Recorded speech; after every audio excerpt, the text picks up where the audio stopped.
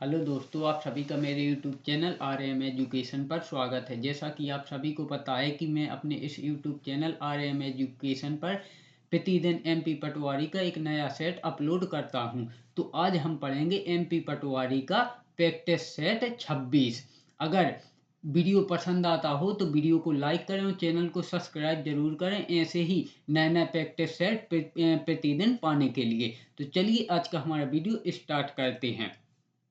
तो मैंने यह सेट इस प्रकार से सेट किया है जिस प्रकार से हमारा MP पटवारी का बिल्कुल सेम टू सेम एग्जाम्स आता है, क्योंकि उसमें भी दो भाग होते हैं, खंड आ और खंड बा। इसी प्रकार से मैंने इसमें भी प्रैक्टिस सेट किया है। तो चलिए सबसे पहले देखते हैं हम खंड आ। तो खंड आ में सबसे पहले मैं यहाँ हिंदी लेता था, लेकिन आज मैंने यहाँ विज्ञान ली है, क्योंकि एग्जाम्स में हो सकता है हिंदी भी पहले आ जाए या विज्ञान भी पहले आ जाए। तो आज हम पढ़ेंगे भाग आ में सामान्य विज्ञान। तो सामान्य विज्ञान में पहला क्वेश्चन। तो सामान्य विज्ञान में पहला क्वेश्चन है, यौगिक जो रोगजनक जीवाणु के विकास को नष्ट या अवरुद्ध करते हैं डॉट डॉट डॉट कहलाते हैं। तो वह कहलाते हैं प्रतिजैविक, यानी कि जो हमारा जो शरीर है उसमें जो यौगिक हैं जो रोगजनक जीवाणु के विकास को नष्ट या अवरुद्ध कर देते हैं यानी रोक देते हैं, तो उन्हें प्रतिजैविक कहते हैं। और अगर आपको प्रतिजैविक भी ना समझ में आए तो इन्हें इंग्लिश में एंटीबायोटिक बोलते हैं, जो हमारे शरीर की रक्षा करते हैं और रोगों के जीवाणुओं को नष्ट कर देते हैं। तो इसका आंसर है ऑप्शन सी, प्रतिजैविक। क्वेश्चन नंबर 2, उस कच्चे माल का नाम बताइए जो पशुओं की कोशिकाओं को ऊर्जा प्रदान करता है। तो वह है भोजन, ऑप्शन ए, वह है भोजन। बाकी जल, CO2 और सूर्य का प्रकाश, इन तीनों से मिलाकर पेड़ पौधों का भोजन बनता है। तो इसका आंसर है ऑप्शन ए, भोजन। पशुओं यानी जो भी जीव जंतु हैं उनको भोजन से ही ऊर्जा प्राप्त होती है। चलिए क्वेश्चन नंबर 3, प्रत्येक रंध्री छिद्र निम्न के द्वारा रक्षित होता है। तो प्रत्येक रंध्री छिद्र यानी कि जो पेड़ पौधे के जो पत्ते होते हैं ना, उनके पत्तों में छोटे छोटे से छिद्र होते हैं, उन्हीं को रंध्री छिद्र बोलते हैं। तो यह रक्षक कोशिकाओं के द्वारा रक्षित होते हैं। तो इसका आंसर है ऑप्शन डी, ऑप्शन डी, रक्षक कोशिकाओं के द्वारा। और आपने बहुत ज्यादा यह क्वेश्चन आप वेरी मोस्ट लगा लेना, यह क्वेश्चन भी बहुत बार आता है कि पेड़ पौधों में बात पोषाजन कहाँ से होता है। तो वह इन्हीं रंध्री छिद्रों के द्वारा होता है। तो यह पॉइंट भी आप याद रखना। अब देखते हैं क्वेश्चन नंबर 4, पादप कोशिकाओं में अंतर कोशिका संयोजन डॉट डॉट डॉट कहलाते हैं। तो पादप कोशिकाओं में अंतर कोशिका संयोजन जीव द्रव तंतु कहलाते हैं, ऑप्शन बी, जीव द्रव तंतु कहलाते हैं। क्वेश्चन नंबर 5, पहले आप क्वेश्चन को, मेरा आपको यही है कहना कि आप जब एग्जाम्स देने जाओ तो सबसे पहले क्वेश्चन को बहुत अच्छी तरह पढ़ो और समझो, उसके बाद आंसर लगाएं। तो क्वेश्चन नंबर 5, तीन मिट्टी के घड़ों को ABC नाम दिया गया है। ए में कुछ घोंगे हैं, यानी कि जो हमारा ए घड़ा है उसमें कुछ घोंगे हैं। बी में कुछ शैवाल हैं तथा सी में कुछ घोंगे व कुछ शैवाल प्रविष्ट किए गए हैं यानी कि रखे गए हैं। उपरोक्त तीनों में से कौन सा अधिक समय तक जीवित रहेगा।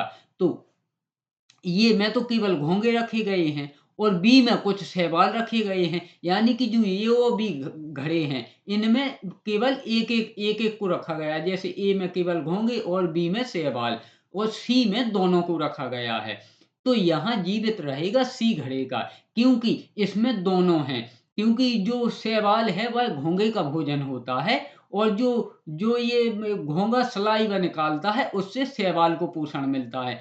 तो इसमें सी घड़े के सबसे अधिक समय तक जीवित रहेंगे। तो इसका आंसर है ऑप्शन ऑप्शन बी, सी घड़ा, ऑप्शन बी। क्वेश्चन नंबर 6, अपस्मार यानी कि मिर्गी, मिर्गी को ही अपस्मार बोलते हैं। अपस्मार मिर्गी से शरीर का कौन सा अंग प्रभावित होता है। तो अपस्मार यानी मिर्गी से शरीर का मस्तिष्क प्रभावित होता है और इसी के कारण इंसान को दौरे आने लगते हैं, क्योंकि उसका उसका मस्तिष्क सही से काम नहीं करता है, जिससे उसे दौरे पड़ने लगते हैं। क्वेश्चन नंबर 7, निम्नलिखित में से कौन एक निष्क्रिय विटामिन डी है? तो इसमें ऑर्गे कैल्सीफेरोल एक निष्क्रिय विटामिन डी है। Option A ergocalciferol. बाकी एस्कॉर्बिक एसिड यह विटामिन सी है, यह एक सक्रिय विटामिन है। Option B. और ऑप्शन सी टोकोफेरोल यह विटामिन ई है, यानी कि टोकोफेरोल है, यह विटामिन सी है। एस्कॉर्बिक एसिड यह विटामिन ई है। टोकोफेरोल यह भी सक्रिय विटामिन है। और यह थायमीन यह विटामिन B1 है। यह तीनों सक्रिय हैं, लेकिन ऑर्गो कैल्सीफेरोल एक निष्क्रिय विटामिन है। तो इसका आंसर है ऑप्शन ए। क्वेश्चन नंबर 8, दिए गए विकल्पों में से कौन सी बीमारी शुगर से फैलती है? तो स्वाइन फ्लू शुगर की वजह से फैलता है। Option D swine flu sugar की वजह से फैलता है। क्वेश्चन नंबर 9, जीव जंतुओं की संरचना, स्वरूप और पारिस्थितिकी वितरण के वैज्ञानिक अध्ययन को कहा वैज्ञानिक अध्ययन को कहे डॉट डॉट डॉट अध्ययन को कहा डॉट डॉट डॉट जाता है। यानी कि जो जीव जंतुओं की संरचना, स्वरूप और पारिस्थितिकी वितरण के वैज्ञानिक अध्ययन को, तो यहाँ थोड़ी बहुत टाइपिंग में मिस्टेक हो जाती है, उसके लिए माफ़ी चाहता हूँ। उसी में थोड़ी पढ़ने में भी डिस्टर्ब हो जाता हूँ। तो वैज्ञानिक अध्ययन को कहा डॉट डॉट डॉट जाता है, तो इसे कहा जाता है जंतु विज्ञान। ऑप्शन ऑप्शन ए जंतु विज्ञान। Option A. क्वेश्चन नंबर 10, विकासवाद का सिद्धांत, थ्योरी ऑफ एवोल्यूशन निम्नलिखित में से किसने दिया था?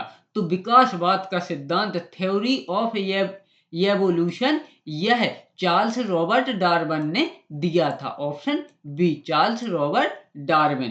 क्वेश्चन नंबर 11, मानव दृश्य प्राणी द्वारा अनुभव किए जाने वाले प्रकाश को मापने के विज्ञान प्रकाशमिति फोटोमेट्री का मूल एसआई मात्रक क्या है? तो यह है कैंडेला। Option D candela. यानी कि जो मानव दृश्य प्राणी द्वारा अनुभव किए जाने वाले प्रकाश को मापने के जो विज्ञान प्रकाशमिति फोटोमेट्री है, उसका एसआई मात्रक है candela. Option D. Question number 12, यदि प्रकाश एक दूसरे के सामने रखे गए दो दर्पणों से परावर्तित हो तो कितने प्रतिबिंब बनेंगे? तो इसमें अनंत प्रतिबिंब बनेंगे। और आप कभी रख लेना, यानी कि यदि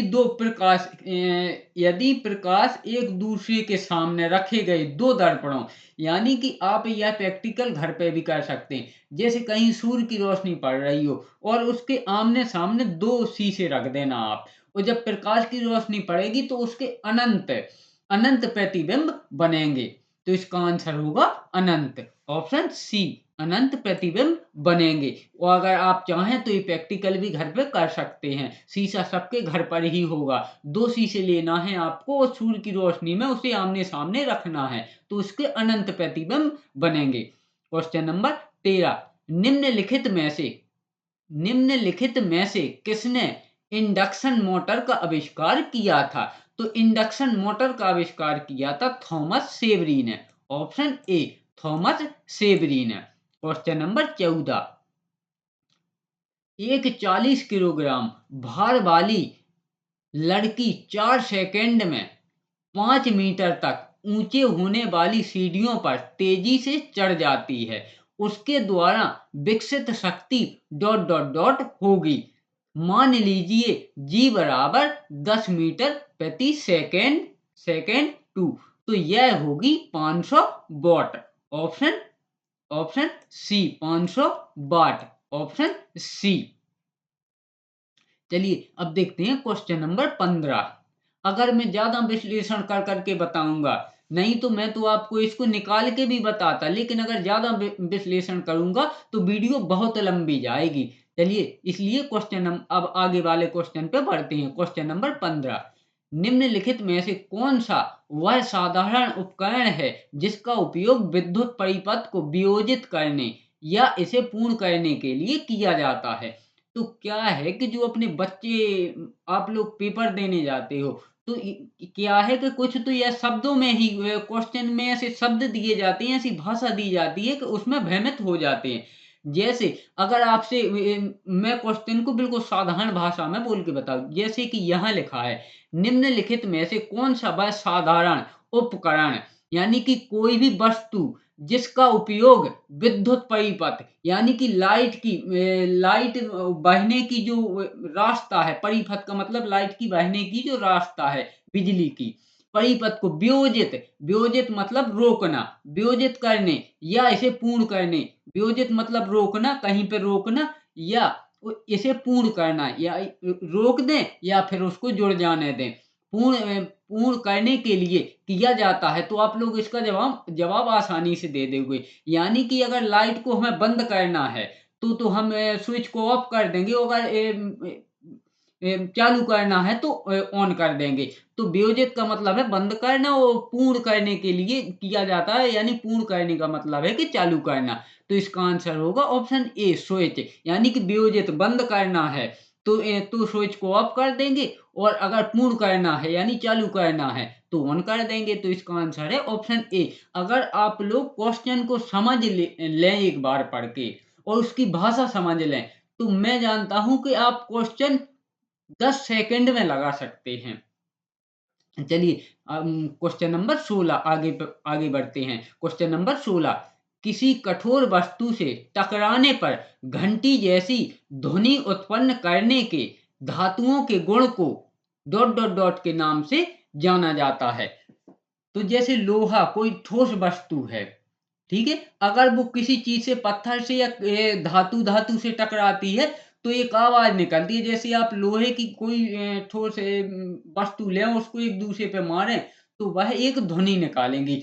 तो उसे उसे उस धातु के, उसे जो वो ध्वनि निकलती है उसको ध्वन न्यात्मकता कहते हैं। तो मुझ पे थोड़ी सही से बोलते नहीं बनता है, तो उसके लिए आप खुद देख लेना। तो इसका आंसर है ऑप्शन सी, ध्वन्यात्मकता, ऑप्शन सी। और आघात वर्धनीय का मतलब होता है, जैसे आघात वर्धनीय का मतलब होता है हम किसी की जो पीट पीट के चादर बना सकते हैं, वो कहलाता है आघात वर्धनीय। और तन्यता, तन्यता का मतलब होता है कि हम इसको कितनी कितनी पतली तार में बना सकते हैं, वह कहलाती है तन्यता। यानी यह कितने पतले तार तक परिवर्तित हो सकती है। और अपारदर्शी होती है कि उसके बाहर देखा ना जाए, वह अपारदर्शी होती है। तो इसके साथ साथ मैंने आपको ये चारों पॉइंट भी समझा दिए। तो इसका आंसर है ऑप्शन सी, ध्वन ध्वन्यात्मकता, ऑप्शन सी। क्वेश्चन नंबर 17, निम्नलिखित विकल्पों में से कौन सी सबसे भारी गैस है? तो इन विकल्पों में सबसे भारी गैस है radon, option option D, radon, option D. Radon सबसे भारी गैस है। और ये इसके साथ एक पॉइंट और भी आप याद रखना, जो सबसे हल्की गैस है वह है हमारी हाइड्रोजन। हाँ, वही हाइड्रोजन जो पानी में रहती है, H2O, जिसमें पानी के 2 परमाणु रहते हैं, वही हाइड्रोजन। सबसे हल्की गैस हाइड्रोजन, सबसे भारी गैस रेडॉन, और वो हाइड्रोजन के बाद हल्की गैस वह हीलियम गैस। तो इसका आंसर होगा रेडॉन। क्वेश्चन नंबर 18, रासायनिक क्षारों के संबंध में निम्नलिखित में कौन सा कथन सही है? चलिए, तो यह देख लेते हैं। तो ऑप्शन ए, क्षार स्पर्श में साबुनी, स्वाद में खट्टे और संक्षारक होते हैं, यह टोटली गलत है। क्योंकि क्षार स्वाद में खट्टे नहीं, क्षार स्वाद में कड़वे होते हैं, अम्ल होते हैं, स्वाद में खट्टे। तो यह तो गलत है, यह तो कथन सत्य हो ही नहीं सकता है। क्षार स्पर्श में चिपचिपे, स्वाद में कड़वे और संचारक होते हैं, यह भी नहीं हो सकता है। क्योंकि क्षार चिपचिपे नहीं होते हैं, यह भी नहीं हो सकता है। ऑप्शन सी, क्षार स्पर्श में चिपचिपे, स्वाद में खट्टे और संक्षारक होते हैं, यह भी नहीं हो सकता। क्षार स्वाद में खट्टे नहीं होते हैं, क्षार स्वाद में कड़वे होते हैं। अब देखते हैं ऑप्शन डी, क्षार स्पर्श में साबुनी, स्वाद में कड़वे और संक्षारक होते हैं। हाँ, ये बिल्कुल सत्य है, क्योंकि क्षार स्पर्श में साबुनी, जो हमारा साबुन है ना, वह भी क्षारीय होता है। इसीलिए जो हल्दी है, अगर हमारे कपड़े में हल्दी लग जाए और जब हम उसको उस पे साबुन लगाते हैं तो हमारा साबुन होता है क्षारीय, तो उस पे हम साबुन लगाते हैं तो वह जो पीला रंग होता है वह लाल में परिवर्तित हो जाता है। तो यहाँ ऑप्शन डी सही है, क्षार स्पर्श में साबुनी, स्वाद में कड़वे और संचारक होते हैं। तो इसका आंसर होगा ऑप्शन डी। क्वेश्चन, चलिए आगे बढ़ते हैं। क्वेश्चन नंबर 19, पार्टी में गुब्बारे फुलाने के लिए निम्न में से किस अक्रिय गैस का उपयोग किया जाता है? तो यह किया जाता है हीलियम गैस का। जैसा कि मैंने अभी ऊपर बताया कि सबसे हल्की है हाइड्रोजन गैस और उसके दूसरे नंबर पे है हीलियम गैस, यानी सबसे हल्की हाइड्रोजन और उसके बाद हीलियम। तो इसका आंसर है ऑप्शन बी, हीलियम गैस भरी जाती है गुब्बारों में। क्वेश्चन नंबर 20, आइंस्टीनियम तत्व की परमाणु संख्या क्या है? तो आइंस्टीनियम तत्व की परमाणु संख्या है 99, यानी कि 99। और इसके साथ आप दो वेरी मोस्ट इंपोर्टेंट पॉइंट लिखना। जो आइंस्टीनियम तत्व है, यह एक कृत्रिम तत्व है। अब आप सोचेंगे कि कृत्रिम तत्व कुछ लोग जानते होंगे, कुछ लोग नहीं भी जानते होंगे। तो कृत्रिम तत्व वो होता है जो स्वयं मनुष्य द्वारा बनाया जाता है, वह कृत्रिम तत्व कहलाता है। तो आइंस्टीनियम एक कृत्रिम तत्व है और यह आइंस्टीन द्वारा विकसित किया गया था। जो अपने वैज्ञानिक है आइंस्टीन, इनके द्वारा विकसित किया गया था। तो इन्हीं के नाम पे इसका नाम भी पड़ा था आइंस्टीनियम। और इसकी जो परमाणु संख्या है वह है 99। तो इन दोनों पॉइंट को भी आप याद रखना कि यह एक कृत्रिम तत्व है और इसकी खोज आइंस्टीन ने की थी। क्वेश्चन नंबर 21, धातुओं के माध्यम से विद्युत चालकता को इलेक्ट्रॉनिक चालकता कहा जाता है और यह डॉट डॉट डॉट तापमान में वृद्धि के साथ घटता है। ऑप्शन बी, यानी कि धातुओं के माध्यम से विद्युत चालकता को इलेक्ट्रॉनिक चालकता कहा जाता है, बिल्कुल कहा जाता है। और यह तापमान में वृद्धि के साथ घटता है। तो इसका आंसर होगा ऑप्शन बी, तापमान में वृद्धि के साथ घटता है। यानी कि विद्युत चालकता को इलेक्ट्रॉनिक चालकता तो कहा जाता है, लेकिन और यह है तापमान में वृद्धि होगी ना, जैसे जैसे कि गर्मी में तापमान में वृद्धि होगी तो यह साथ में घटता है। क्वेश्चन नंबर 22, कोरंडम किसका अयस्क है? तो कोरंडम एक एल्यूमिनियम का अयस्क है। ऑप्शन डी, कोरंडम एल्यूमिनियम का अयस्क है। क्वेश्चन नंबर 23, हृदय के एक चक्र एक कार्डियक साइकिल में मछली के हृदय से रक्त कितनी बार गुजरता है? तो एक हृदय के एक चक्र यानी कि एक कार्डियक साइकिल में मछली के हृदय से रक्त एक ही बार गुजरता है। ऑप्शन ए, एक ही बार गुजरता है। क्वेश्चन नंबर 24, किसी जीव के आधार युग्म अनुक्रम बेस पेयर सीक्वेंस में परिवर्तन की प्रक्रिया क्या कहलाती है? तो यह कहलाती है उत्परिवर्तन। ऑप्शन डी, उत्परिवर्तन। Option D. अगर मैं इसका आपको विश्लेषण करके बताऊंगा ना तो फिर ये वीडियो बहुत लंबी जाएगी। उत्परिवर्तन वो होता है कि जैसे कोई जीव है वह एक स्थान से जाकर दूसरे स्थान पर अपना जैसे अपनी जनसंख्या बढ़ाता है, उसी को उत्परिवर्तन बोलते हैं। तो इसका आंसर है ऑप्शन डी, उत्परिवर्तन। यानी जैसे आप क्वेश्चन में देख भी सकते हैं, किसी जीव के आधार युग्म में बेस पेयर सीक्वेंस में परिवर्तन की प्रक्रिया क्या कहलाती है? तो यह उत्परिवर्तन कहलाती है। क्वेश्चन नंबर 25, बसा ऊतक मानव शरीर में पाया जाने वाला किस प्रकार का ऊतक है? तो बसा ऊतक मानव शरीर में पाया जाने वाला संयोजी ऊतक है। Option D. इस प्रकार हमने सामान्य विज्ञान के 25 क्वेश्चन कंप्लीट किए। अब देखते हैं सामान्य हिंदी के 25 क्वेश्चन, जो कि हमारे क्वेश्चन नंबर 26 से स्टार्ट हैं। चलिए, तो क्वेश्चन नंबर 26, निम्नलिखित प्रश्न में वाक्य की संरचना के आधार पर उसका भेद बताइए। रवि दीवार रंगने लगा है। तो रवि दीवार रंगने लगा है, तो यह संयुक्त क्रिया है। ऑप्शन डी, संयुक्त क्रिया। क्वेश्चन नंबर 27, निम्नलिखित प्रश्न में 4 विकल्पों में से उस विकल्प का चयन करें जो दिए गए शब्द का सही स्त्रीलिंग वाला विकल्प है। तो हंस, हंस का सही स्त्रीलिंग होगा हंसिनी। ऑप्शन ए, हंसिनी। क्वेश्चन नंबर 28, मुद्रित मनोहर मानस देखा पंक्ति में अलंकार। तो यह तो आपको मैंने बहुत बार परिभाषा बता दी है, और अगर फिर भी आप लोग चाहते हैं कि एक शॉर्ट ट्रैक वीडियो बनाऊं अलंकार पे, तो आप कमेंट्स में बता दें, मैं बिल्कुल एक शॉर्ट ट्रैक पर वीडियो बना दूंगा पूरे अलंकार की। जैसे यहाँ मुद्रित मनोहर मानस देखा पंक्ति में अलंकार है, तो इसमें जिस जिस अलंकार में यानी कि वर्ण यानी एक शब्द की आवृत्ति बार बार होती है, जैसे यहाँ माँ, यहाँ माँ, यहाँ माँ, यानी 3 बार लगातार आवृत्ति हो रही है। मुद्रित मनोहर मानस देखा, 3 बार एक ही वर्ण है प्रयोग, तो इसमें अनुप्रास अलंकार है। ऑप्शन बी, अनुप्रास अलंकार। क्वेश्चन नंबर 29, बीज रस का स्थायी भाव है। तो बीज रस का स्थायी भाव है उत्साह है। ऑप्शन डी, बीज रस का स्थायी भाव है उत्साह है। क्वेश्चन नंबर 30, दामिनी दमक रही घन माही, खल के प्रति जता थिर नाही। इसमें इन पंक्तियों में कौन सा छंद है? तो इन पंक्तियों में है चौपाई छंद। ऑप्शन बी, चौपाई छंद।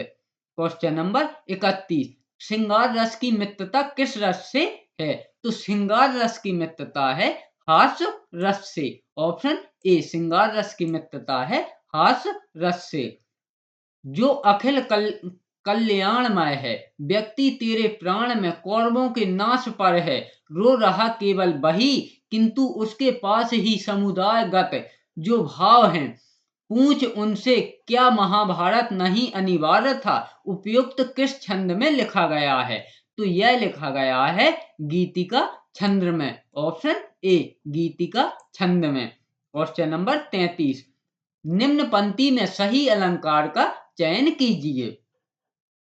पानी बिच मीन प्यासी, मोही सुनी सुनी आबे हासी। यानी कि जहां कारण के होते हुए भी कार्य ना हो, तो वहां विशेषोक्ति अलंकार होती है। जैसे यहाँ कारण है कि मछली पानी में तो है, लेकिन फिर भी यहाँ लिखा है कि मीन प्यासी, यानी कारण के होते हुए भी कार्य ना हो, वहां विशेषोक्ति अलंकार होता है। तो इसका आंसर है ऑप्शन सी, विशेषोक्ति अलंकार।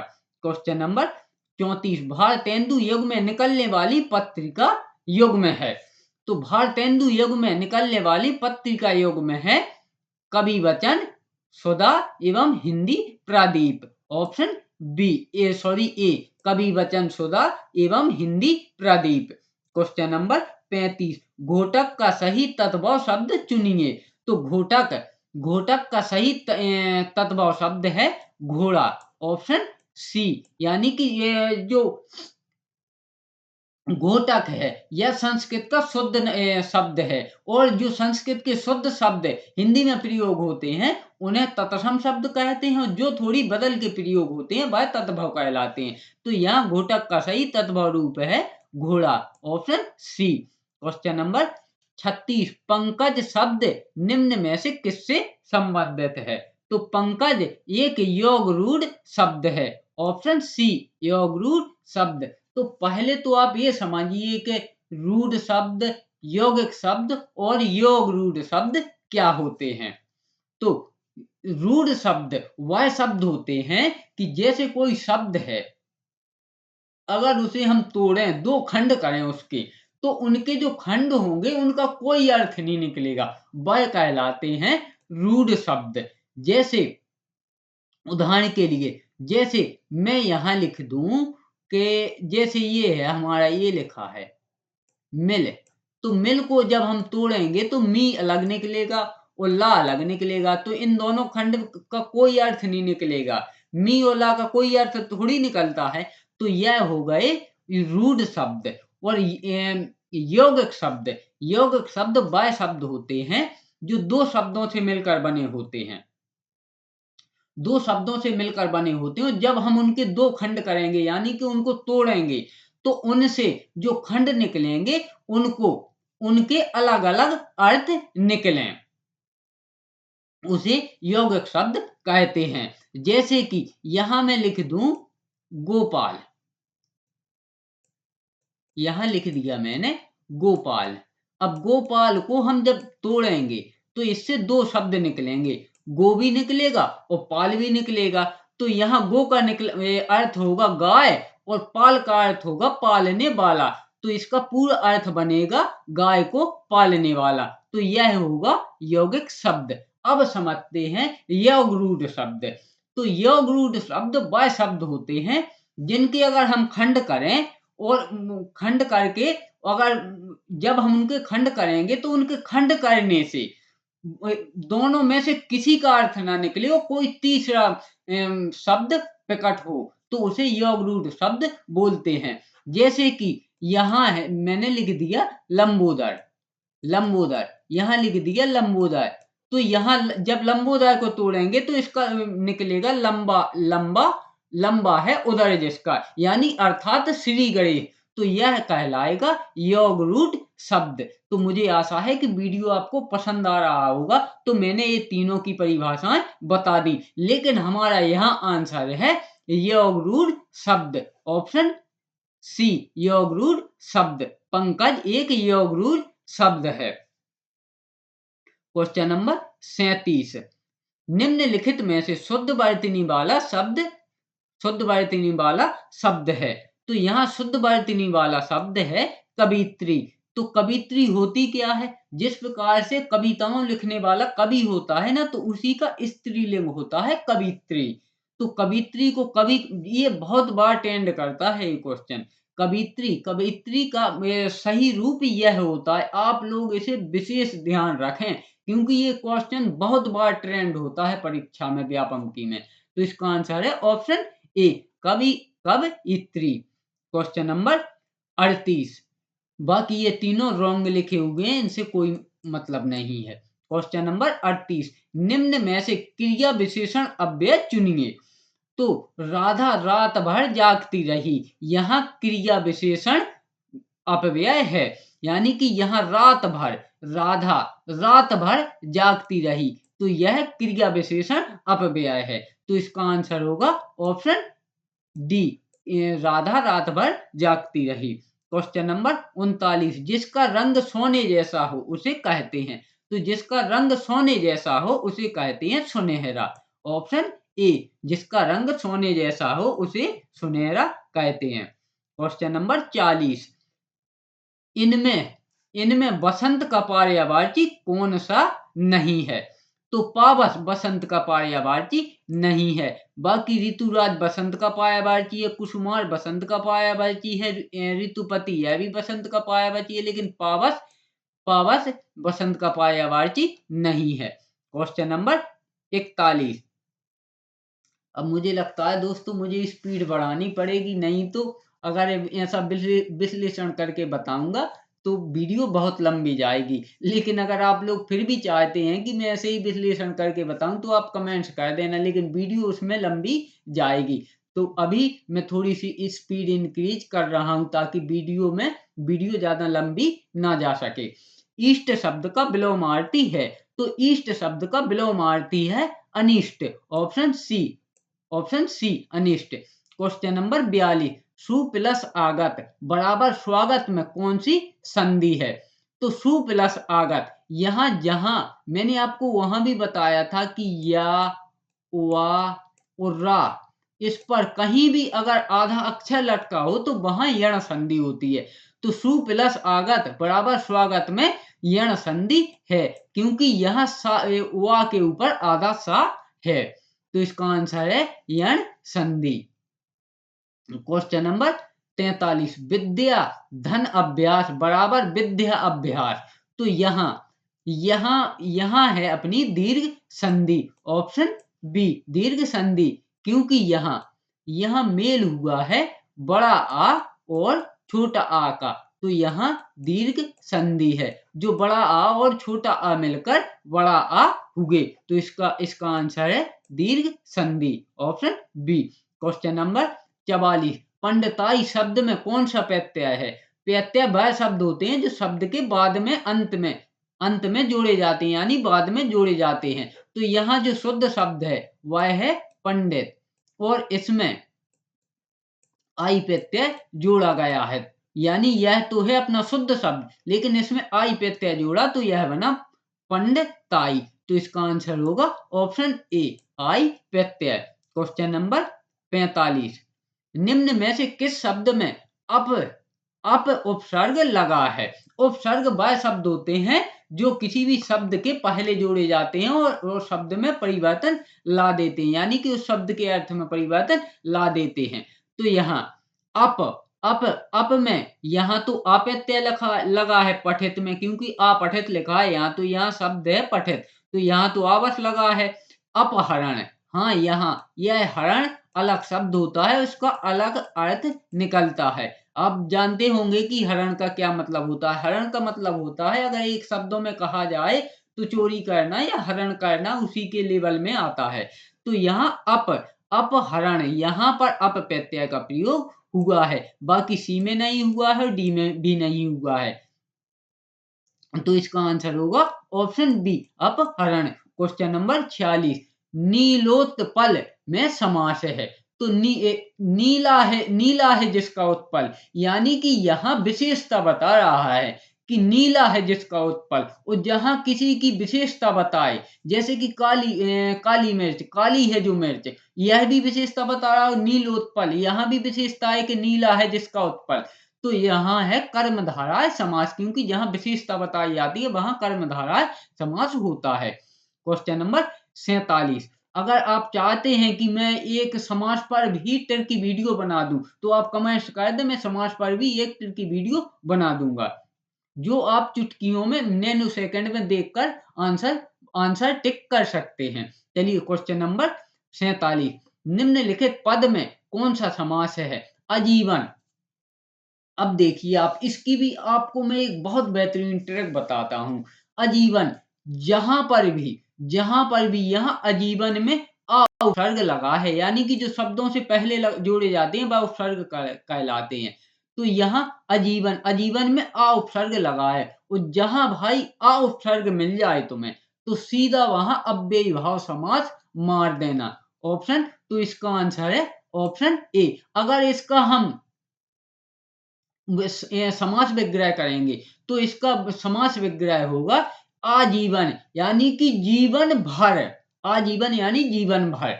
तो यहाँ आ उपसर्ग लगा है, तो आंख मीच के मार देना अव्ययी भाव समास। जहां विशेषता बता रहा हो वहां कर्मधाराय लगा देना, जहां पहला पद संख्यावाची हो वहां दिग्गु लगा देना, और जहां किसी का को की के लिए का लोप हो वहां तत्पुरुष समास लगा देना। फिर भी आप लोग चाहते हैं कि कोई ट्रिकी वीडियो बना दूं मैं समास पे, तो आप कमेंट्स कर दें, मैं ऐसी ट्रिकी वीडियो बनाऊंगा कि आप नैनो सेकंड में पहचान लोगे कि इसमें यह समास है। चलिए क्वेश्चन नंबर 48, कौन सा तुमने यह मोबाइल फोन मॉल में खरीदा है जो इसके मॉडल की इतनी बुराई कर रहे हो? अरे भाई डॉट डॉट डॉट खाली स्थान। तो यहाँ पर सर्वाधिक उपयुक्त लोकोक्ति पर चिन्ह लगाइए, तो यहाँ प्रयोग होगी, अरे भाई दान की बछिया के दांत नहीं देखे जाते, ऑप्शन बी दान की बछिया के दांत नहीं देखे जाते हैं। लेकिन हमारे गांव में लोग आज भी अक्सर इस लोकोक्ति को गलत बोलते हैं कि दान की बछिया के कान नहीं होते, लेकिन यह गलत लोकोक्ति है। यहाँ सही लिखी है, दान की बछिया के दांत नहीं देखे जाते, तो इसका आंसर होगा ऑप्शन बी। क्वेश्चन नंबर 49, हमेशा आनंद का अनुभव करना अर्थ को व्यक्त करने के लिए सटीक लोकोक्ति है। तो इसके लिए सटीक लोकोक्ति है, यानी कि हमेशा आनंद का अनुभव करना और अर्थ को व्यक्त करता है, यानी कि जो इंसान हमेशा आनंद खुशी में रहता हो तो उसके लिए अर्थ व्यक्त किस प्रकार से करेंगे, तो उसके लिए कहेंगे सदा दिवाली संत की 12 मास बसंत की। तो यह एक हमेशा आनंद का अनुभव करना करना अर्थ है। तो इसका आंसर होगा ऑप्शन ए, सदा दिवाली संत की 12 मास बसंत की। क्वेश्चन नंबर 50 और आज का हमारा इस वीडियो का सामान्य हिंदी का अंतिम प्रश्न है। क्वेश्चन नंबर 50, निम्न विकल्पों में से कौन सा एक विकल्प तत्पुरुष समास का उदाहरण है। जैसे कि आपको मैंने अभी बताया था कि तत्पुरुष समास का उदाहरण नहीं है, तो यहाँ आप देखिए तत्पुरुष समास के मैंने आपको बताया था मैं, का, को, की के लिए किसी भी अगर इसका लोप हो तो वहां तत्पुरुष समास होता है। तो यहाँ है शरणागत, यानी कि शरण में आगत, इसमें मैं विभक्ति का लोप है, तो यह तो तत्पुरुष समास है। देवभूमि, देवों की भूमि, इसमें की का लोप है तो यह भी है। लेकिन मेघनयन, मेघनयन यह तत्पुरुष समास का उदाहरण नहीं है। तो हमारा आंसर हो जाएगा ऑप्शन सी, मृग नयन। बाकी दानवीर, दान है जो वीर, मतलब कि दानी है जो वीर, तो यहां भी ये तत्पुरुष समास है, तो हमारा आंसर होगा ऑप्शन सी, मृग नयन, ऑप्शन सी। तो इसका आंसर होगा ऑप्शन सी, मृगनयन, क्योंकि मृगनयन कर्मधारय समास का उदाहरण है। जैसे कि हम इसका समास विग्रह करेंगे तो मृग के समान नयन, यानी कि मृग मतलब हिरण, हिरण के समान आंख है, यानी मृग के समान नयन। तो यह तत्पुरुष समास का उदाहरण नहीं है, यह कर्मधारय समास का उदाहरण है। तो यही हमारा आंसर होगा। चलिए अब हमारा होता है भाग आ खत्म हुआ, जिसमें हमने सामान्य हिंदी और सामान्य विज्ञान खत्म कर दी। अब देखते हैं भाग बा में विचार, और इसमें मैंने भाग आ में मैथ और इंग्लिश छोड़ दी है, क्योंकि अगर ये लेता तो यह बहुत ज्यादा टाइम ले जाती। अब देखते हैं भाग बा, भाग बा भी 100 नंबर का आएगा और इसमें भी 4 सब्जेक्ट आएंगे। तो भाग बा में सबसे पहले देखते हैं सामान्य ज्ञान एवं अभिरुचि। तो सामान्य ज्ञान एवं अभिरुचि में क्वेश्चन नंबर पहला, क्वेश्चन नंबर 51, कौन सा भारतीय राज्य इसके उत्तर, दक्षिण और पश्चिम में बांग्लादेश से घिरा है। तो हमारा जो त्रिपुरा है, त्रिपुरा राज्य है, वह उत्तर, दक्षिण और पश्चिम में बांग्लादेश से घिरा है, ऑप्शन ए। और एक और आप वेरी मोस्ट इंपोर्टेंट लगा लेना, अगर क्वेश्चन आता है कि भारत के अंतरराष्ट्रीय सीमा सबसे ज्यादा किस देश से लगती है, तो वह लगती है हमारी बांग्लादेश से। तो इसका आंसर है ऑप्शन ए, त्रिपुरा। त्रिपुरा को हमारे जो भारतीय राज्य त्रिपुरा, इसको उत्तर, दक्षिण और पश्चिम में बांग्लादेश से घिरा है। क्वेश्चन नंबर 52, निम्न में से कौन सी नदी को सांगपो भी कहा जाता है। तो ब्रह्मपुत्र नदी को सांगपो के नाम से जाना जाता है, ऑप्शन डी, यानी कि ब्रह्मपुत्र नदी को सांगपो नदी भी कहा जाता है। क्वेश्चन नंबर 23, बाघ अभ्यारण्य की सबसे बड़ी संख्या कहाँ से स्थित है। तो बाघ अभ्यारण्य की सबसे बड़ी संख्या मध्य प्रदेश में स्थित है, ऑप्शन ए। क्वेश्चन नंबर 54, निम्नलिखित में से कौन सी रबी की फसल नहीं है। तो मूंगफली रबी की फसल नहीं है। रबी की फसल वह फसलें होती हैं जो अभी, जैसे जब हमारा गेहूं उगता है अक्टूबर नवंबर में, जब जो फसलें बोई जाती हैं वह होती हैं रबी की फसलें, और खरीफ की फसलें वह फसलें होती हैं जो जून और जुलाई में बोई जाती हैं। तो यहाँ जो तो अक्टूबर नवंबर में बोया जाता है, गेहूं भी बोया जाता है और सरसों भी बोया जाता है, लेकिन मूंगफली यह जून जुलाई में बोई जाती है, इसलिए यह खरीफ की फसल है, ना कि रबी की फसल। तो इसका आंसर होगा ऑप्शन सी। Question number 55। विषुवतीय प्रदेशों में तो विषुवतीय प्रदेशों में गर्म और आर्द्र जलवायु होती है। ऑप्शन बी, गर्म और आर्द्र जलवायु होती है। Question number 56।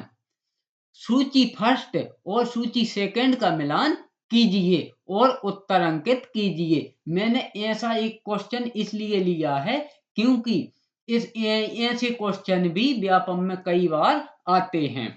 तो यहाँ देखना आप, क्वेश्चन तो एक है, नंबर आपको एक ही मिलेगा, लेकिन यहाँ जो मटेरियल दिया गया है वह 4 क्वेश्चन का दिया गया है। यानी कि आपको जब 4 क्वेश्चन आते होंगे तब आप ये क्वेश्चन कर पाओगे। तो यहाँ सूची फर्स्ट में यहाँ दी गई हैं स्थल यानी कि जगह, और यहाँ दी गई हैं हवाएं, कौन सी हवाएं कहाँ चलती हैं।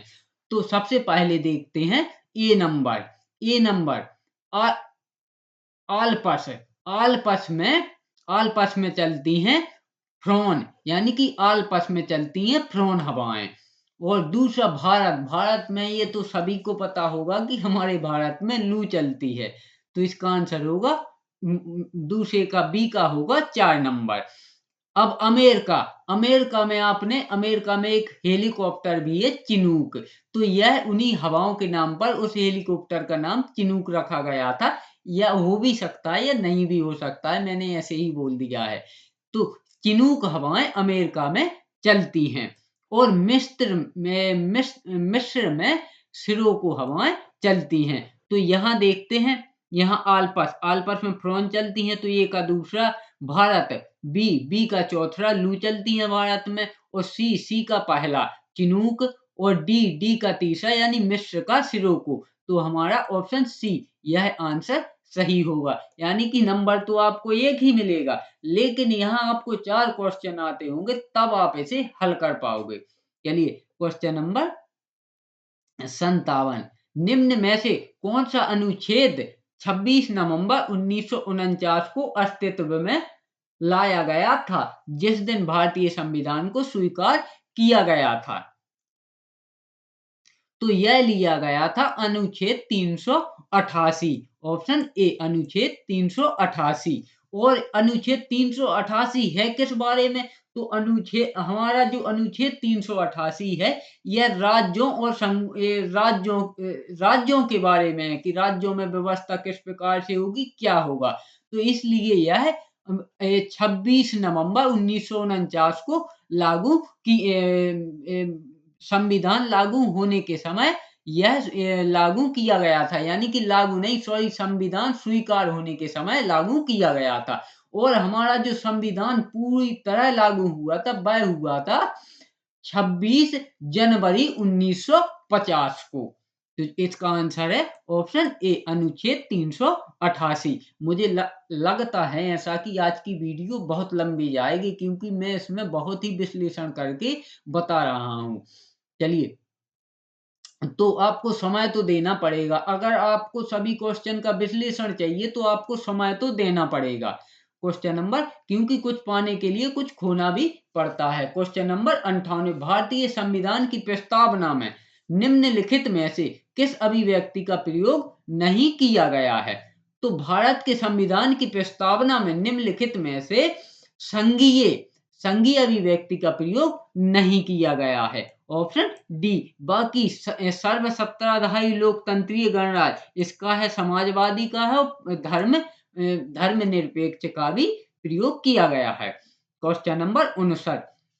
राजीव गांधी के प्रधानमंत्री के रूप में शपथ लेने पर भारत के राष्ट्रपति कौन थे? अब देखिए आप, ये ऐसे क्वेश्चन पूछते हैं व्यापम वाले। अब सोचिए आपके बच्चे क्यों नहीं फंसेंगे। अब भाई इतना डिटेल में कौन पढ़ता है कि राजीव गांधी ने शपथ ली थी जब कौन राष्ट्रपति थे।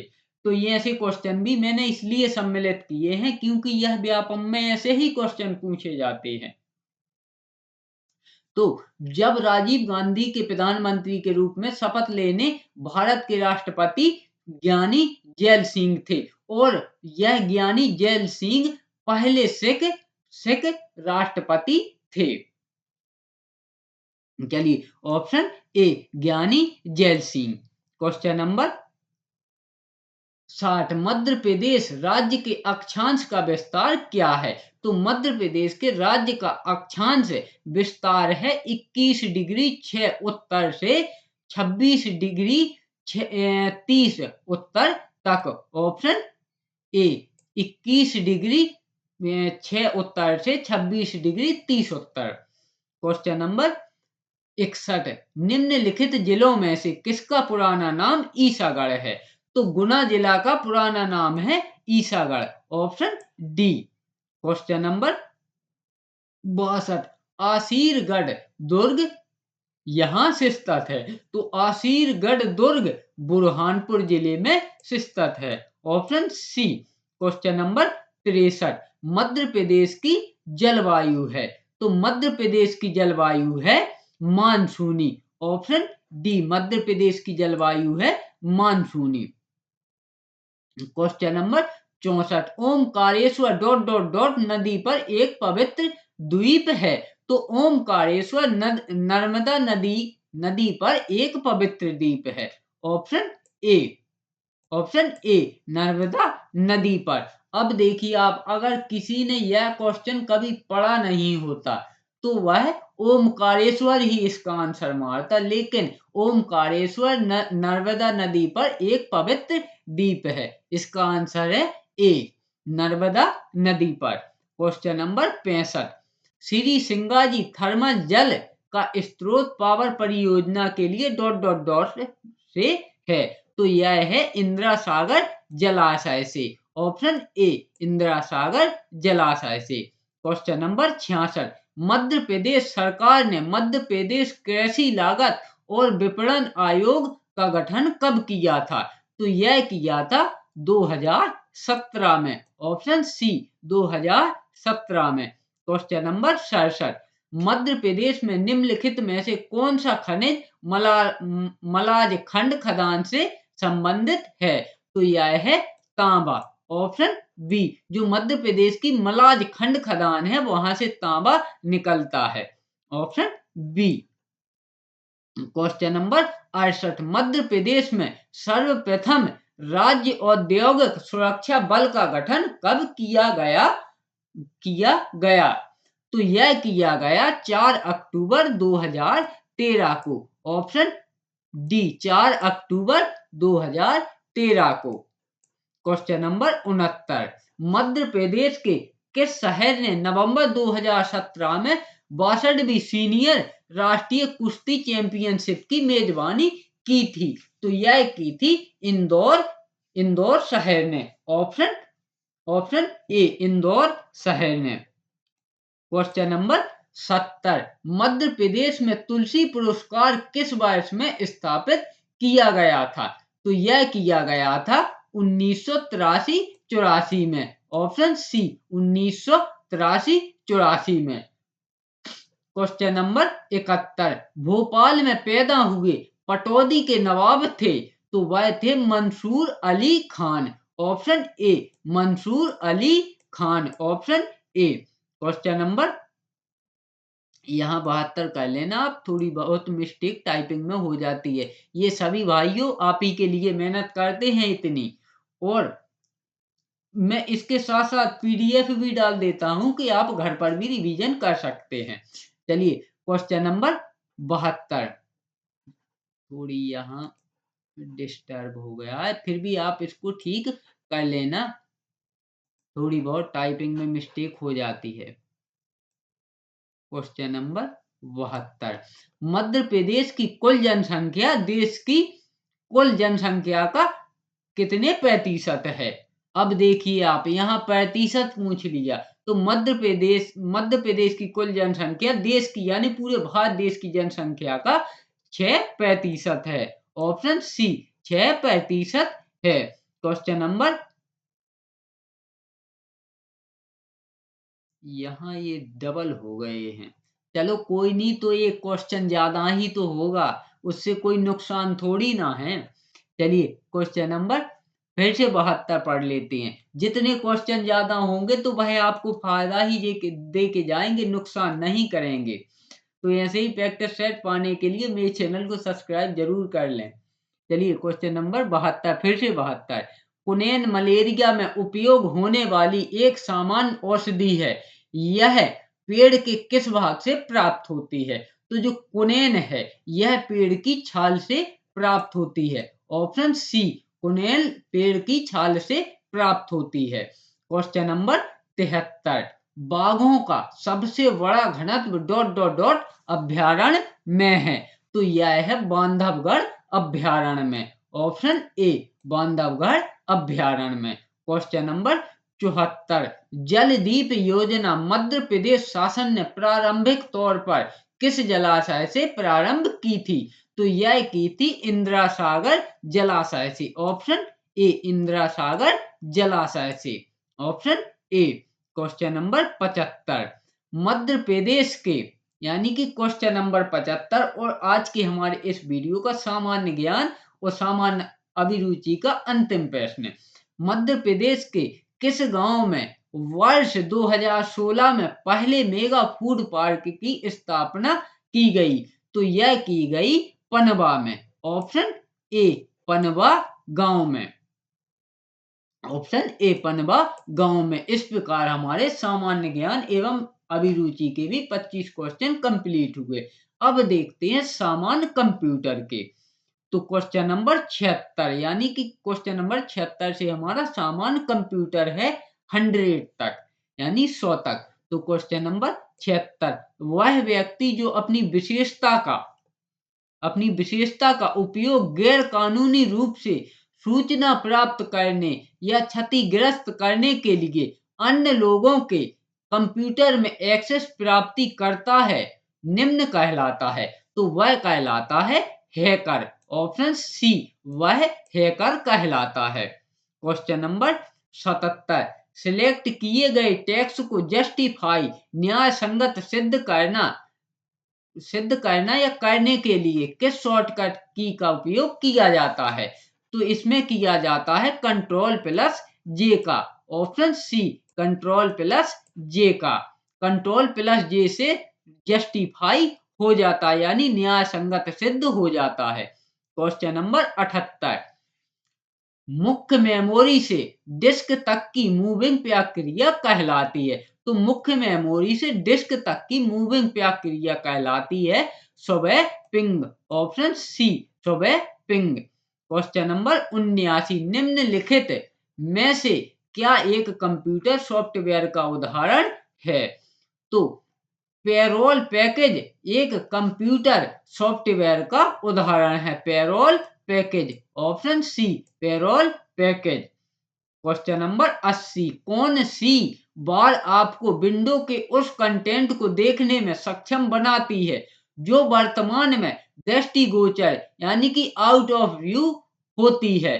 तो यह बनाती है scroll bar. Option B, scroll bar. और स्क्रॉल बार वो होता है, एक तो आप जब अपने कंप्यूटर के कोने पर देखेंगे तो जो हम डॉक्यूमेंट को ऊपर नीचे करते हैं ना, वही स्क्रॉल बार कहलाता है। और हमारे माउस में जो गोल बटन लगा रहता है उसको घुमाते हैं ना, तो उससे ऊपर नीचे होता है, वो भी स्क्रॉल बार कहलाता है। तो इसका आंसर है option B, scroll bar. Question number 81। Laser printer में निम्नलिखित में से कौन सा एक लेजर प्रकार प्रयुक्त होता है?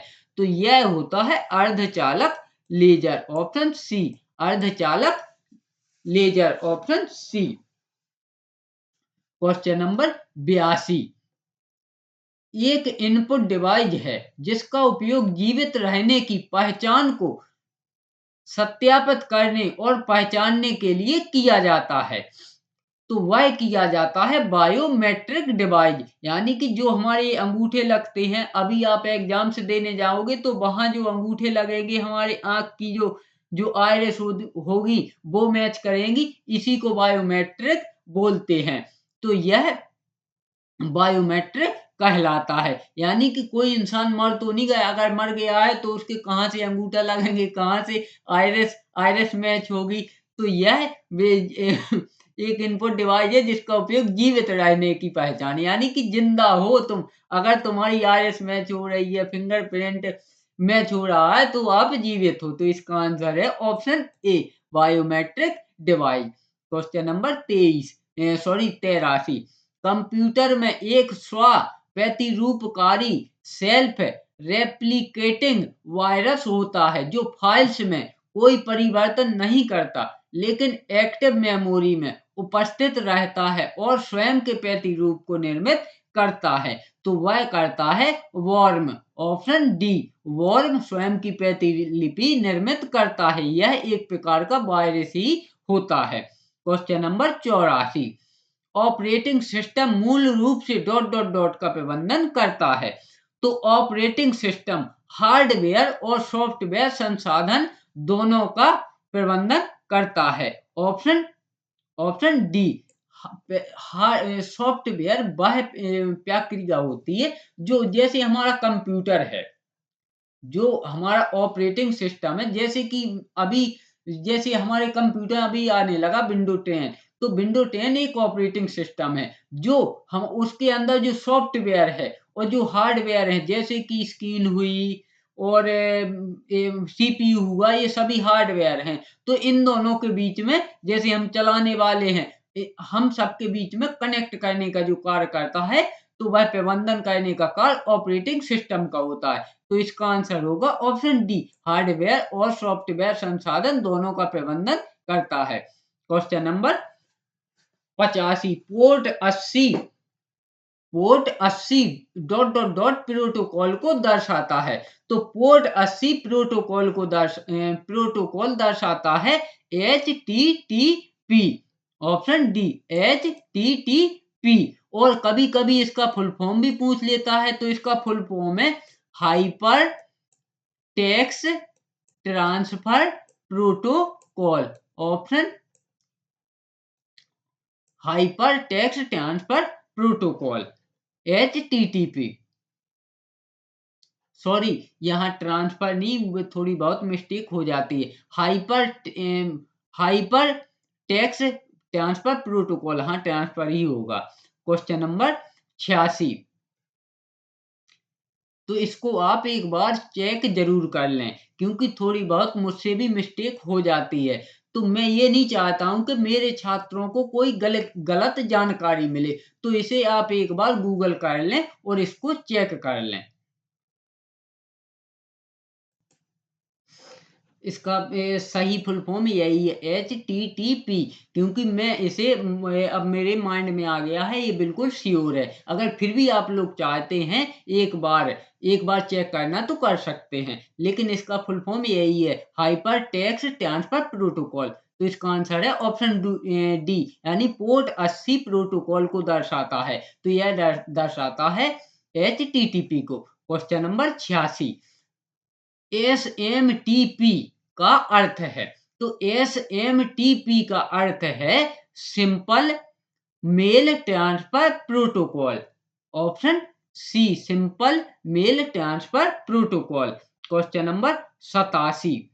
कंप्यूटर के विभिन्न भाग एक दूसरे से जुड़े होते हैं। तो यह जुड़े होते हैं बिजली के केबल से। ऑप्शन सी, बिजली के केबल से। ऑप्शन सी।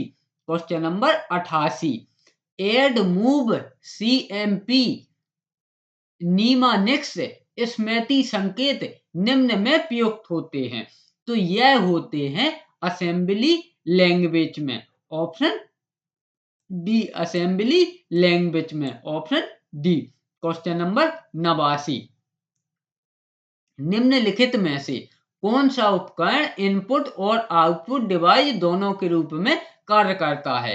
तो इनपुट मतलब जिससे हम कंप्यूटर को इंटरेक्शन देते हैं, और आउटपुट डिवाइस बाय जो हमें उसका परिणाम प्रदान करती है। जैसे स्क्रीन पर हम यहाँ से कुछ टाइप कर रहे हैं, वो वहां स्क्रीन पर लिख कर आ रहा है, तो वो है आउटपुट। और जो हम यहाँ से उसमें टाइप कर रहे हैं, यह है इनपुट। तो इसमें पूछा है कि ऐसा कौन सा उपकरण है जो इनपुट और आउटपुट दोनों का कार्य करता है। तो यह करता है टच स्क्रीन। जैसे हमारा मोबाइल है तो हम उस पे ऊपर टच करके लिख भी देते हैं कुछ, और उसी पर लिखता भी जाता है। तो ये इनपुट और आउटपुट दोनों का कार्य करता है टच स्क्रीन। ऑप्शन सी।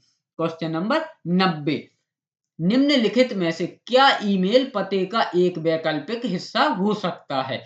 तो यह हो सकता है प्रत्यय या प्राप्तकर्ता का अंतिम नाम। Option B. प्रत्यय या प्राप्तकर्ता का अंतिम नाम। Option B. Question number 91। EBCDIC का पूरा नाम। तो इसका पूरा नाम है एक्सटेंडेड। Option B. एक्सटेंडेड यानी ई से एक्सटेंडेड, बी से बाइनरी, सी से कोडेड, डी से डेसिमल, ई से इंटरचेंज और सी से कोड। तो इसका पूरा हुआ extended binary coded decimal interchange code. Option B. Extended binary coded decimal interchange code. Option B इसका सही आंसर। Question number 92। टेबलॉइड के पेज आकार के संबंध में निम्नलिखित में से कौन सा कथन सत्य है? तो टेबलॉइड के पेज आकार के संबंध में 17x11 यह पेज आकार सही है। Option C. 17x11 टेबलॉइड के पेज आकार के संबंध में। Question number 93। निम्नलिखित में से हार्ड डिस्क में अनावश्यक फाइल की पहचान करता है और उन्हें तभी हटाता है जब यूजर अनुमति देता है। तो यह है disc clean up. Option D. Disc clean up. Backup वह होता है जिससे अगर हमारा कोई जैसे हमारा कोई डाटा है तो उसको हम अलग रखते हैं बैकअप के लिए, और कभी हमारा फोन धोखे से वायरस से फोन या कंप्यूटर कभी वायरस की वजह से इन्फेक्टेड होकर सभी फाइलें डिलीट कर देता है तो हम उसका बैकअप ले सकते हैं, वो बैकअप होता है। फाइल कंप्रेशन, कोई फाइल हो तो उसे कंप्रेस करके छोटा कन्वर्ट करना, वह फाइल कंप्रेशन कहलाता है। अनइंस्टॉल प्रोग्राम, तो ये तो आप अभी जो मोबाइल में भी यूज करते हैं कि अगर कोई हम एप्स अनइंस्टॉल करते हैं तो ये तो आप सभी जानते होंगे। तो इसका आंसर होगा डिस्क क्लीन अप। आप देखेंगे कि आपकी मेमोरी कभी भी भर जाती है तो वहां अपने आप शो होने लगता है कि क्लीन अप योर मेमोरी। वही है डिस्क क्लीन अप है कि वहां इंटेक्शन देता है कि आपकी डिस्क भर चुकी है और इसमें ये फालतू की फाइलें पड़ी हैं तो आप देख के डिलीट कर सकते हैं। तो वही यह क्वेश्चन में पूछ रहा है। मुझे आशा है कि यह क्वेश्चन आपको बहुत अच्छी तरह समझ में आया होगा क्योंकि मैंने इसका विश्लेषण ही ऐसा किया है। तो इसका आंसर होगा option D. Disc clean up. Question number 94। Email attachment क्या होता है? तो ईमेल अटैचमेंट ईमेल संदेश के साथ अलग से भेजा गया किसी अन्य प्रोग्राम का डॉक्यूमेंट दस्तावेज होता है। यानी कि ईमेल अटैचमेंट अपने मोबाइल में आप देखना, उसमें अगर आपको कोई डॉक्यूमेंट अटैच करना है तो वहां बोलेगा कि अटैच डॉक्यूमेंट, तो वही ईमेल अटैचमेंट होता है। Question number 95। सही विकल्प चुनिए जिससे यह पता चलता है कि इनपुट डिवाइस का उपयोग किस उद्देश्य के लिए लिया गया है। तो डाटा संचारित करने के लिए इनपुट डिवाइस का उपयोग इनपुट डिवाइस का उपयोग किया जाता है। ऑप्शन सी। डाटा संचारित करने के लिए। क्वेश्चन नंबर, अभी जैसा कि मैंने आपको ऊपर समझाया कि जो हम कीबोर्ड पर लिखते हैं, माउस पर क्लिक करते हैं, यही डाटा संचारित यानी कि हम यहाँ से जो फीड करते हैं वह कंप्यूटर में प्रोसेस होता है, यही डाटा संचारित करने के लिए होता है। तो इनपुट डिवाइस का उपयोग डाटा संचारित करने के लिए होता है। इसका आंसर होगा ऑप्शन सी। Question number 96। पहला इलेक्ट्रॉनिक मेल किसने और कब भेजा था? तो पहला इलेक्ट्रॉनिक मेल 1971 में रे टॉमलिंसन ने भेजा था। Option A. रे टॉमलिंसन ने। और इन्हें ईमेल का जनक कहा जाता है। ऑप्शन ए। रे टॉमलिंसन को और ईमेल का जनक भी कहा जाता है। ऑप्शन ए इसका सही आंसर है। 1971 में रे टॉमलिंसन ने पहला ईमेल भेजा था। क्वेश्चन नंबर 97, माइक्रोसॉफ्ट वर्ड किस प्रकार का सॉफ्टवेयर एप्लीकेशन है? तो माइक्रोसॉफ्ट वर्ड एक वर्ड प्रोसेसर प्रकार का सॉफ्टवेयर एप्लीकेशन है। ऑप्शन ए वर्ड प्रोसेसर प्रकार का। क्वेश्चन नंबर 98, आईपी एड्रेस वर्ग की कुल संख्या है। तो आईपी एड्रेस वर्ग की कुल संख्या होती है 5। ऑप्शन सी 5 होती है। क्वेश्चन नंबर 99, चार्ल्स बेबेज द्वारा डिजाइन किया गया प्रथम यांत्रिक डॉट डॉट डॉट कंप्यूटर कहलाता था। तो यह कहलाता था analytical engine. Option B analytical engine. जो हमारे कंप्यूटर के जनक हैं चार्ल्स बेबेज, इन्होंने जो प्रथम कंप्यूटर डिजाइन किया था यानी कि बनाया था, उसे एनालिटिकल इंजन कहा जाता था। Option B. क्वेश्चन नंबर 100 और आज के हमारे इस वीडियो का कंप्यूटर सब्जेक्ट का अंतिम प्रश्न, केवल ब्रॉडबैंड डॉट डॉट डॉट प्रचालन करता है। तो जो हमारा केबल ब्रॉडबैंड होता है यह 3 Mbps से 100 Mbps तक की गति पर होता है। ऑप्शन बी, यानी कि जो हमारा केबल ब्रॉडबैंड होता है 3 Mbps से 100 Mbps तक की गति पर प्रचालन करता है। Option B. इस प्रकार हमने सामान्य कंप्यूटर के भी 25 क्वेश्चन कंप्लीट किए। अब देखते हैं सामान्य प्रबंधन। तो सामान्य प्रबंधन के क्वेश्चन होते हैं क्वेश्चन नंबर 101 से स्टार्ट। तो क्वेश्चन नंबर 101 यानी कि 101, कुछ विशिष्ट क्षेत्रों में कौन सी कौशल ज्ञान और दक्षता के अधिग्रहण से संबंधित है? तो यह है वैचारिक कौशल। ऑप्शन ए वैचारिक कौशल। मुझे लगता है कि आज वीडियो बहुत लंबी हो जाएगी, तो अगर आपको ऐसे ही विश्लेषण वाली वीडियो चाहिए तो भी आप कमेंट्स कर देना, नहीं तो कल से मैं वीडियो में विश्लेषण नहीं किया करूंगा, क्योंकि वीडियो बहुत लंबी जाती है। तो आप लोग सोचते होंगे इतनी लंबी वीडियो कौन देखेगा, तो आप कमेंट्स करके जरूर बताएं। क्वेश्चन नंबर 2, निम्न में से किस प्रकार के साक्षात्कार का उद्देश्य उन आवेदकों को छांटने का है जो स्पष्टतः कार्य के लिए अयोग्य हैं? तो यह है चयन साक्षात्कार। ऑप्शन ए चयन साक्षात्कार में हम आवेदकों को छांट देते हैं। क्वेश्चन नंबर 3, मानव संसाधन प्रबंध में निम्नलिखित तत्वों में से कौन से तत्व का एक संगठन में प्रौद्योगिकी का सबसे महत्वपूर्ण उपयोग होता है? तो यह होता है मानव संसाधन सूचना प्रणाली में। ऑप्शन सी मानव संसाधन सूचना प्रणाली में। Option C.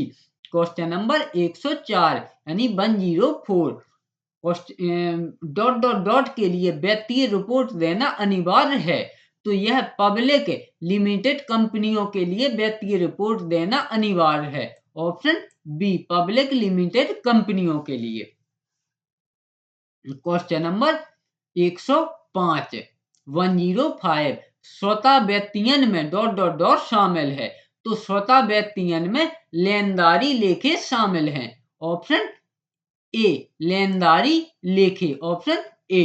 क्वेश्चन नंबर 106, भौतिक पर्यावरण के लिए फायदेमंद और पारिस्थितिकी सुरक्षित उत्पादों और गतिविधियों को बढ़ावा देने के रूप में किया जाने वाला विपणन कहलाता है।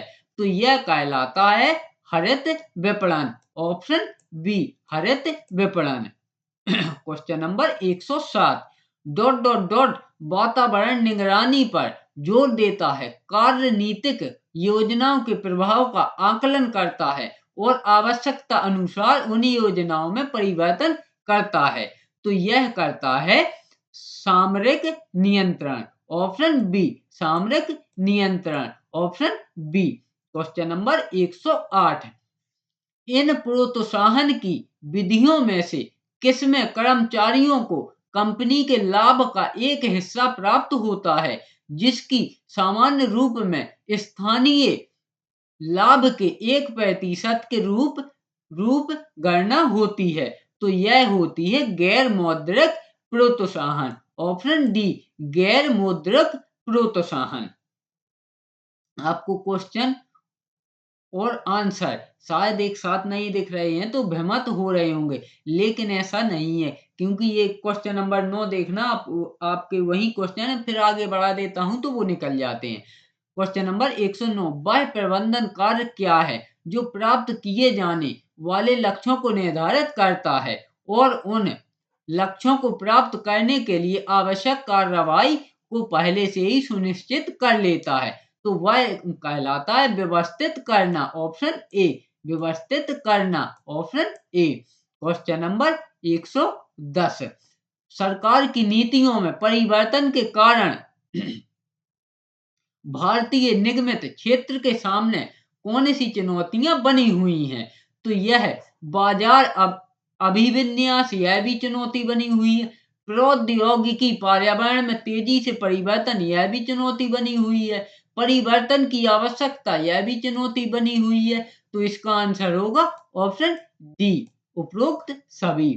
क्वेश्चन नंबर 111, मुख्य अधिशासी के कार्य हैं। तो मुख्य अधिशासी के कार्य हैं अधीनस्थों में अपनी इच्छा से कार्य करने की भावना को बनाए रखना, बिल्कुल सही। अधीनस्थों के बीच उत्तरदायित्वों का प्रत्यायोजन करना, बिल्कुल सही। नीतियों को प्रभावकारी ढंग से कार्यान्वित करना, बिल्कुल सही। तो इसका आंसर होगा ऑप्शन डी उपरोक्त सभी। Option D. क्वेश्चन नंबर 112, निम्न में से किसका संबंध अभिप्रेरण से नहीं है? तो निरीक्षण का संबंध अभिप्रेरण से नहीं है। अभिप्रेरणा मतलब किसी कार्य के लिए अभिप्रेरणा देना। तो प्रशिक्षण से तो अभिप्रेरणा दी जाती है, अभिप्रेरणाओं से भी अभिप्रेरणा दी जाती है, सहकारिता से भी दी जाती है, लेकिन निरीक्षण से अभिप्रेरणा नहीं दी जाती है। यह तो अगर कोई कार्य हुआ तो उसकी जो देख रेख, उसको देखते हैं कि कितना कार्य हुआ, क्या हो रहा है, वही निरीक्षण होता है। तो इसका आंसर होगा ऑप्शन ए निरीक्षण। क्वेश्चन नंबर 113, TQM क्या है? तो TQM का फुल फॉर्म है total quantity management. Option A total quantity management. Question number 114, एक अच्छी विपणन योजना दूरदर्शिता और डॉट डॉट डॉट प्रदान करती है। तो यह एक अच्छी विपणन योजना दूरदर्शिता और उत्पाद प्रणोद प्रदान करती है। ऑप्शन सी उत्पाद प्रणोद। क्वेश्चन नंबर 115, निम्न में से कौन प्रबंध के 5 एम में से एक नहीं है? तो महत्व प्रबंध के 5 एम में से एक नहीं है। ऑप्शन बी महत्व नहीं है। क्वेश्चन नंबर 116, निम्न में से कौन संगठन का भाग नहीं है? तो पर्यवेक्षण संगठन का भाग नहीं है। ऑप्शन बी पर्यवेक्षण संगठन का भाग नहीं है। क्वेश्चन नंबर 117, देश में दूसरी बार विमुद्रीकरण किया गया था। तो यह किया गया था 1978 में। देश में दूसरी बार विमुद्रीकरण 1978 में किया गया था। क्वेश्चन नंबर 118, नियोजन के मुख्य लक्षण या विशेषताएं हैं। तो नियोजन के मुख्य लक्षण या विशेषताएं, पारंपरिक निर्भरता होना, बिल्कुल साधनों की उपलब्धता पर आधारित होना, बिल्कुल सही। तो इसका आंसर होगा ऑप्शन सी ए तथा बी दोनों। ऑप्शन सी ए तथा बी दोनों। क्वेश्चन नंबर 119, प्रबंधक के प्रमुख कार्यों में से एक स्पष्ट दूरदर्शिता को अभिव्यक्त करना और संगठन के सदस्यों को सक्षम व ऊर्जामयी बनाना, ताकि लक्ष्यों को प्राप्त करने में वे अपनी भूमिका को समझ पाएं। यह डॉट डॉट डॉट कहलाता है। तो यह कहलाता है संचार। ऑप्शन ए यह संचार कहलाता है। क्वेश्चन नंबर 120, किसने कहा कि संगठन एक प्रक्रिया है जो कार्य को समझने तथा वर्गीकरण करने का अधिकार अंतरण को परिभाषित करने तथा मनुष्यों को अत्यधिक कार्य कुशलता के साथ लक्ष्यों की प्राप्ति हेतु कार्य करने के लिए संबंध स्थापित करती है। तो यह कहा था लुईस एलन ने, ऑप्शन सी, लुईस एलन ने, ऑप्शन सी। क्वेश्चन नंबर 121, स्थानांतरण कई कारणों से किए जाते हैं, जैसे कि स्थानांतरण मतलब कि ट्रांसफर, स्थानांतरण कई कारणों से किए जाते हैं, जैसे ऑप्शन ए, जब एक ही पद पर अधिक समय तक कर्मचारी को नहीं रखना हो, बिल्कुल। जब कोई कर्मचारी किसी पद पर कार्य करने में असमर्थ हो, बिल्कुल सही है। अगर कोई व्यक्ति किसी पद पर है, वह उसका कार्य नहीं कर पा रहा है, तो उसको वहां रखने से क्या फायदा, इसलिए ट्रांसफर या स्थानांतरण किए जाते हैं। या फिर जब एक ही पद पर बहुत समय हो गया हो किसी कर्मचारी को, तो इसका आंसर होगा ऑप्शन सी, ए तथा बी दोनों। क्वेश्चन नंबर 122, वे तकनीकें जिनका प्रचलन कंपनियां लंबे समय से करती चली आ रही हैं कहलाती हैं। तो यह कहलाती हैं पारंपरिक तकनीक, ऑप्शन ए, पारंपरिक तकनीक, ऑप्शन ए। क्वेश्चन नंबर 123, पूंजी बाजार के माध्यम से निवेशित किए जाते हैं।